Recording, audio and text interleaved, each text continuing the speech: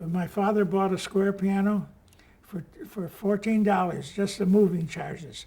Square pianos, those gigantic things, went out of style, and the department store said anyone who pays the moving charges, they just want to get rid of them. So Papa went and paid $14, which was a hell of a lot of money, especially in those days. And he was never made more than $42 a week with 5 kids. So you can see what a strain it was. And he got this square piano. I remember it was a Chickering, mother of pearl in front. And the next thing, he got lessons for my 2 older sisters and myself. I was 6 years old, And so there was a teacher, Miss Gottlieb. She was a good teacher, and I was doing very well. But she had bad breath, and I didn't want to tell my mother. So I said, no, I don't want to study anymore. And so they didn't push me, so I stopped. But then George Eastman came along and gave instruments to the public school system, provided they would give the instruction. So every Saturday, East High School, the high school that I went to, would turn into a conservatory. And the people who played in the Eastman Theater and all the teachers, you'd come and have music classes on Saturday morning.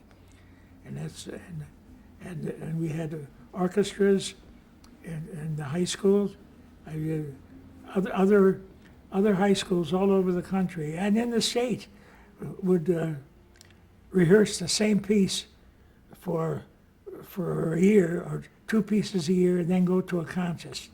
And whoever won, but the kids never knew about music. They just knew those 2 pieces.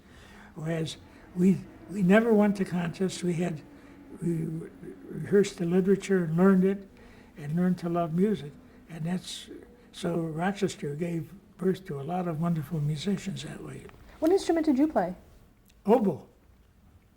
How did you come to It's the only instrument left. I didn't even know what it was. So I said, I'll take it. Then I found out you need a reed.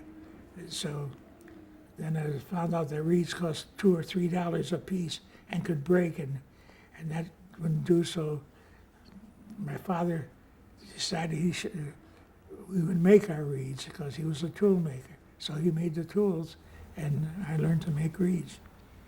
Were you good? Oh, yes.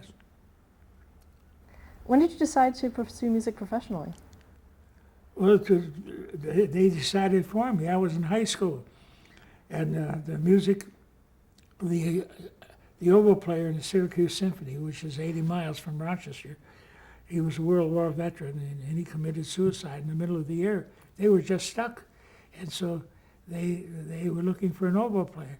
So they tracked me down. I was still in high school, so I would take the train to Syracuse and do the rehearsals, and then we'd do a concert at noon in the movie theater, at the Keith Orpheum, and